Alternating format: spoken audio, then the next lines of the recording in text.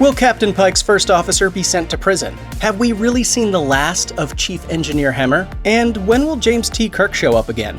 These are just some of the questions left unanswered at the end of Season 1 of Star Trek: Strange New Worlds.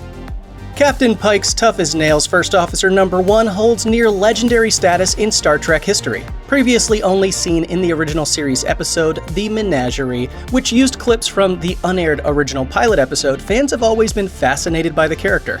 Strange New Worlds finally reveals No. 1's real name, Una Chin Riley, and gives us her backstory as a genetically modified Illyrian. In the episode Ghosts of Illyria, it's said that because of the Federation's ban on genetic tampering, people like No. 1 are barred from serving in Starfleet. As such, her Illyrian heritage has been kept a closely guarded secret. When Captain Pike learns her true nature, he vows to never reveal it because she is the finest first officer in the fleet. Yet somehow the information gets out. In the season finale, Pike's colleague and lover, Captain Battelle, beams aboard the Enterprise with a security detail and arrests No. 1 for the crime of being an Illyrian. We're curious about what will happen now and who leaked the information to Starfleet. The fact that franchise canon has never mentioned her could suggest she spends the rest of her days in prison. Either way, it would seem that No. 1's fate will be a major story heading into Season 2. Hard-nosed Enterprise Security Chief La'an Noonien Singh's last name hints at a frightening lineage. In Ghosts of Illyria, we learned that one of her ancestors is none other than Ricardo Montalban's villainous Khan. But it was La'an's tragic backstory that added pathos to the series. In Memento Mori, we learn La'an was rescued as a child by No. 1 from a Gorn breeding planet after the Gorn killed her family. La'an uses her experience with the Gorn to defeat a swarm of Gorn ships in the episode. Then in All Who Wander, she gets a measure of revenge by killing 3 Gorn hatchlings and rescuing a young girl.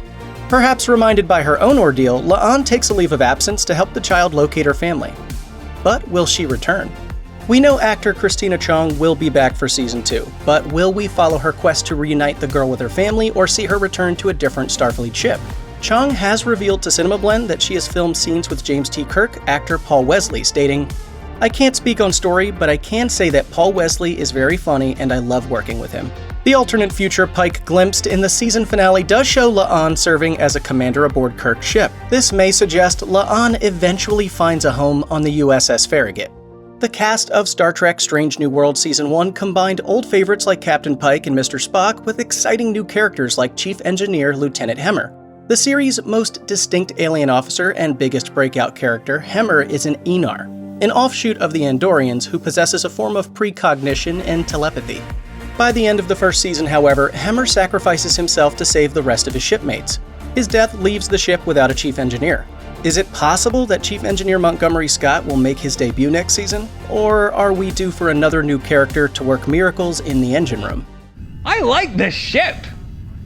You know, it's exciting. Actor Bruce Horak, who plays Hemmer, has said he's not done with the series in several interviews. Whether this means Hemmer's telepathy allowed his consciousness to survive like Spock's in Star Trek III, or that he will somehow be resurrected, perhaps the next chief engineer will still be Hemmer. Though fans were excited to see Pike, Spock, and No. 1 in Strange New Worlds, anticipation reached another level when Paramount announced that James T. Kirk would be in Season 2. According to canon, Pike and Kirk met only briefly. The Strange New Worlds Season 1 finale snuck actor Paul Wesley into the role for a what-if story that took place in the future, but Kirk's role for Season 2 remains a mystery. We know Kirk is currently a young lieutenant serving aboard the USS Farragut. One possibility is that Season 2 may involve dual stories, set aboard the Enterprise and Farragut, with Kirk receiving a recurring role. Based on the original Star Trek, we know Kirk and Spock knew each other for years, so it's likely Spock will get some serious screen time with his future Enterprise captain. However it shakes out, Wesley impressed as Kirk in his appearance in A Quality of Mercy. Unless Paramount's announcement was a ruse to hide the finale's plot, we should get plenty more of him next season. Since Strange New Worlds is set nearly a decade before Star Trek the original series, it was definitely unexpected to see actor Celia Rose Gooding play Cadet Nyota Uhura on the bridge of the Enterprise. Throughout Season 1, Uhura evolved from a fresh-faced cadet to a strong, capable officer in training, growing close to Chief Engineer Hemmer while rotating through every division on the ship. But Uhura's dilemma persisted. Does she really want to serve in Starfleet?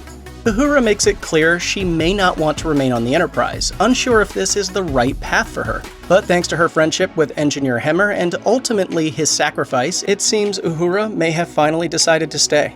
However, will she be awarded a full rank of ensign, an acting ensign provisional title, or could she return to Starfleet Academy? We do know she'll be back on the Enterprise by the time Kirk takes command, but what happens in the meantime is anyone's guess.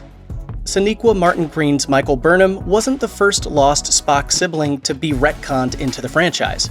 Way back in 1989, the fifth Star Trek feature film introduced us to Sybok, the illegitimate son of Spock's father Sarek. He's a Vulcan who rejected logic and became a fanatic devoted to finding God at the center of the galaxy. The film was met with plenty of jeers, and no subsequent Star Trek series or film dared to mention Sybok again.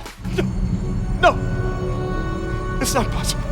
All that changed in Strange New Worlds, when the episode The Serene Squall revealed Sybok is being held in the Vulcan rehabilitation facility where Spock's betrothed T'Pring serves. Spock notes that he has been told to avoid contact with his half-brother at all costs, and the ominous reveal seems to imply that the villainous Vulcan may yet return. It has even been rumored among fans that Sybok could become the behind-the-scenes villain of Season 2. The fact that the episode never shows his face seems like a strange creative choice if he wasn't set to return in some fashion. This way, any actor could step into the role, and with Sam Witwer campaigning for the part on Twitter, another appearance could be on the horizon. Pulled from a pair of appearances on the original Star Trek series, Strange New Worlds made minor character Dr. M'Benga a series regular and the Enterprise's chief medical officer. Expanding on the little-explored role, we learn his first name is Joseph and that he has a daughter named Rukia, who is suffering from a terminal disease. M'Benga's relationship with his daughter provides some of the most touching and heartfelt moments in Season 1. Strangely, in his two appearances from the 1960s, Dr. M'Benga actually serves under Dr. McCoy, who is in charge of sickbay when Kirk commands the Enterprise. What happens to M'Benga to bump him from the commanding doctor aboard the flagship of the Federation to a supporting surgeon? We know M'Benga risked the lives of the Enterprise crew in Ghosts of Illyria by not revealing that his daughter was being held in the transporter. Could this have been a violation of regulations that gets M'Benga demoted? Or is there another incident lined up for a future episode that sees M'Benga either forcibly removed from his role or voluntarily stepping down? With Season 2 already filmed, we may not have to wait long to find out, though there's nothing to say that the change in rank takes place anytime soon. In the 1990s, Star Trek was one of the first franchises that had multiple projects side by side, with both movies and TV shows running together. Still, while a few characters moved back and forth, few proper crossovers actually materialized. With Marvel, DC, and others pushing interconnected franchises, could Strange New Worlds finally see a major Star Trek crossover? When asked about future crossovers, franchise overlord Alex Kurtzman told Deadline Podcast, I think crossovers can be really, really exciting, but they have to exist for a reason. Strange New Worlds seems perfectly set up for such an event, as it's set on the franchise's most beloved starship and has a cast of fan-favorite classic characters. What could be more exciting than Jean-Luc Picard traveling back to the days of Captain Pike, or Ethan Peck's Mr. Spock traveling to a parallel universe and meeting Zachary Quinto's Spock? No matter what form a crossover might take, there's no doubt it would be a major event that would pull in massive viewership figures. And with Paramount and CBS now officially merged after years of separation, there's no longer any legal reason it can't be done. Will that happen during Strange New Worlds Season 2? We hope so. Star Trek The Original Series will be just 6 years away when Season 2 of Strange New Worlds begins, so the series may begin to include more characters we've seen before. It already features Spock, Uhura, Nurse Chapel, and M'Benga, but there's still room for plenty of old favorites. James T. Kirk is set to play a regular role in the second season, but we don't know when he'll take over from Christopher Pike. Likewise, Hikaru Sulu, Pavel Chekhov, and even Yeoman Rand could have predicated Kirk's time in the captain's chair.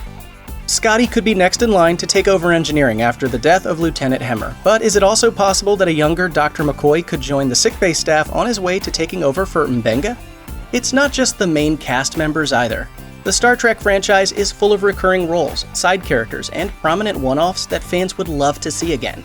Gary Mitchell, Elizabeth Denner, Carol Marcus, and Matt Decker could all make appearances on Strange New Worlds. The most common adversary on the original Star Trek and beyond, the ruthless, war-loving Klingons, have long plagued the Federation. But in the first season of Strange New Worlds, the Klingons barely get a mention. Reintroduced in Star Trek Discovery with a controversial new look, it's possible that producers simply wanted to give the Klingons a breather. Or maybe they needed some time to figure out what to do with them after the divisive reaction among fans. By the time Season 2 of Strange New Worlds rolls around, it will have been 4 years since we've seen a Klingon in live action, and it may be time to bring them out for a new adventure. On the Star Trek after show The Ready Room, it's been seriously implied that they could indeed be coming back for the second season of Strange New Worlds. Babs Alusamokin, who plays Dr. M'Benga, mentioned his character has a bitter relationship with the honor-bound alien race that will be explored next year, so perhaps we may see them right out of the gate. But the question remains, which Klingons will we see? The ridged forehead Klingons of Discovery, or the bronze-toned, smooth-headed Klingons of the original series? If we had to wager money, we might even bet on seeing a new version of Kang, Kor, or Koloth, those 3 Klingon warriors who menaced Kirk in the original series. Spock's betrothed, T'Pring, got a sizable recurring role in Season 1 of Strange New Worlds. In the original Star Trek episode Amok Time, we learn it was T'Pring's resentment of Spock's career in Starfleet that was partially to blame for ending their betrothal.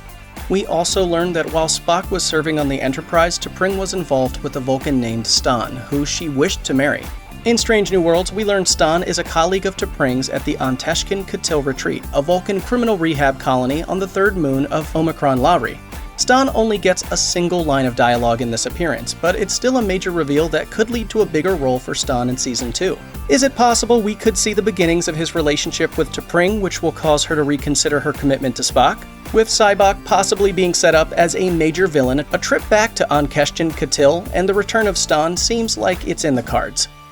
If you're a longtime fan of the Star Trek franchise, you may have noticed a pattern in the first season of Star Trek Strange New Worlds where the series did their own versions of classic episodes.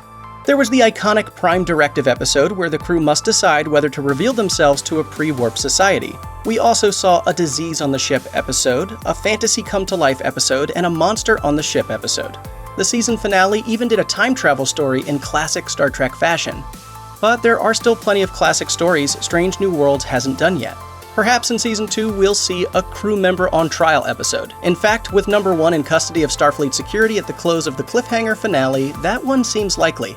We may also see the age-old Omnipotent Being episode, with the Enterprise encountering an all-powerful alien lifeform like Q, Trelane, or the Organians that toys with the crew. While these tropes and time-tested stories may be cliched and a little formulaic, Strange New Worlds has found refreshing ways of putting a modern spin on them. We're looking forward to seeing what classic tropes they could trot out next. Episode 8 of Strange New Worlds, Season 1 gave us perhaps our most puzzling and unexpected Easter egg. In the Elysian Kingdom, we finally get a good look at the storybook that Dr. M'Benga has been reading to his daughter, and the author is none other than Benny Russell. First appearing in a vision, the Bajoran prophets gave Captain Benjamin Sisko in the acclaimed Deep Space Nine episode Far Beyond the Stars. Russell was a fantasy author from the 1950s who wrote stories set in the Star Trek universe. There has always been a lingering suggestion that perhaps there was more to Sisko's vision than being simply a dream, but most fans had brushed it aside as a mere fanciful thought. Now, with Strange New Worlds declaring that Benny Russell was a real author in-universe, we have more questions. Was this just a throwaway gag to amuse producers and set dressers? Or does it suggest that Sisko, who lived Russell's life for a brief period, experienced something more profound? What if all of this is the illusion? We're starting to wonder the same things ourselves. By returning to an ensemble format, Strange New Worlds satisfied our wish to see the franchise give the spotlight to its wider cast.